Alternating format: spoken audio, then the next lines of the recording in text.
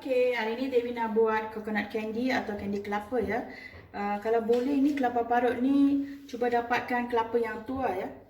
Okey. Parutan yang dari kelapa yang tua, condensed milk, susu pekat ya, gula sambil 1 cawan. Sambil garam sedikit, itu optional ya, kalau nak secubit aja nanti saya masukkan. Ini pewarna merah dan essence vanilla ya. Okey, ini aja bahannya. Sebentar lagi Dewi akan tunjukkan cara membuat ya. Saya akan hidupkan gas ya. Kita akan masukkan kelapa parut dalam kuali. Okey. Sekitar 1 kelapa ya. Kelapa parut yang tua.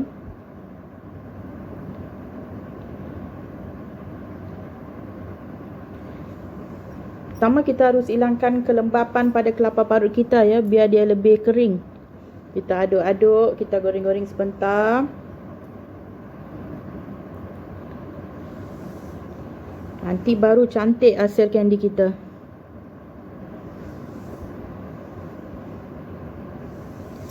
Rasa tu tak akan lari, tapi waktu siap tu dia akan ada kelembapan ya. Okey, saya akan kurangkan api.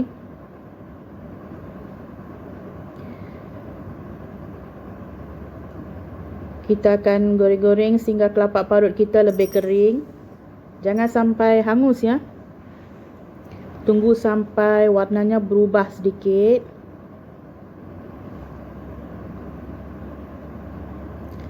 Sebolehnya dapatkan kelapa parut kita dari kelapa yang tua ya, jadi kelembapan dia akan lebih kurang.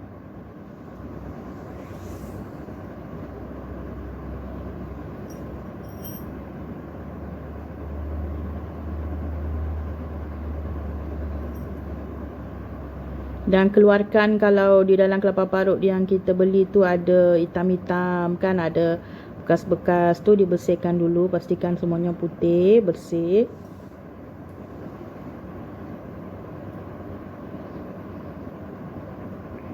Okey, kita aduk-aduk lagi. Api kita sederhanakan, jangan terlalu panas ya, nanti dia akan jadi hitam.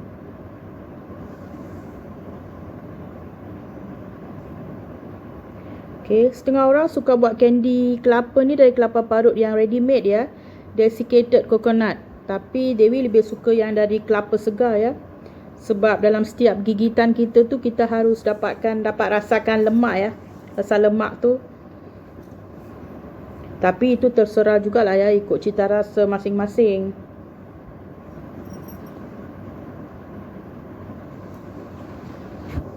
Warna dah hampir berubah. Kelembapan dah berkurang.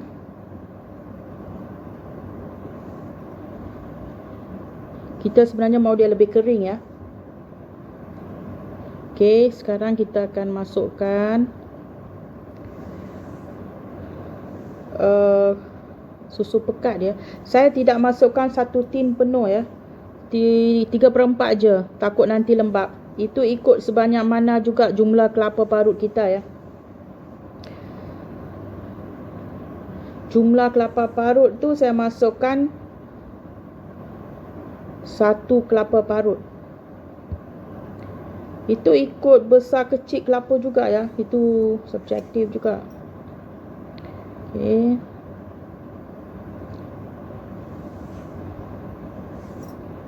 Sekarang saya akan masukkan gula. Itu ikut suka mau lebih atau kurang. Saya kurangkan gula ya. Saya tidak masukkan 1 mangkuk kecil tu penuh.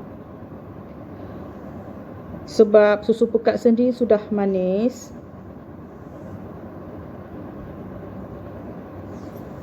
Okey, kita aduk-aduk lagi. Saya akan masukkan sedikit essence vanilla.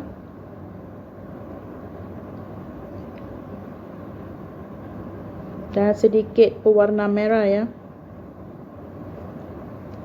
Itu terserah ya, kita nak guna warna merah, hijau, oranye atau perasa Milo, kopi, itu ikut suka masing-masing. Kalau kita nak masukkan perasa lain itu, boleh campur je dengan susu pekat. Kita aduk-aduk sehingga sebati.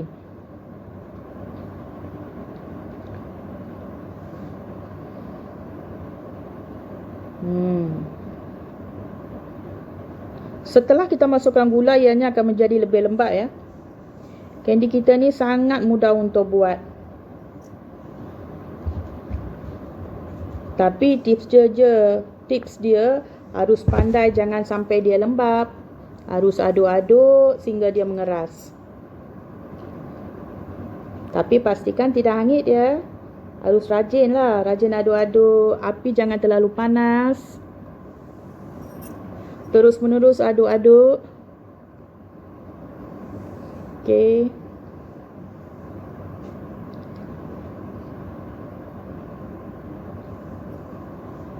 Kalau orang yang tak suka masukkan garam, no problem ya. Saya hanya masukkan secubit garam. Itu optional. Setengah orang suka, setengah orang tidak. Dah wangi ni. Aromanya bau wangi ya. Sebab dah ada gula, susu pekat, kelapa parut kan. Okey. Sekarang konsistensinya ni masih lembab ya.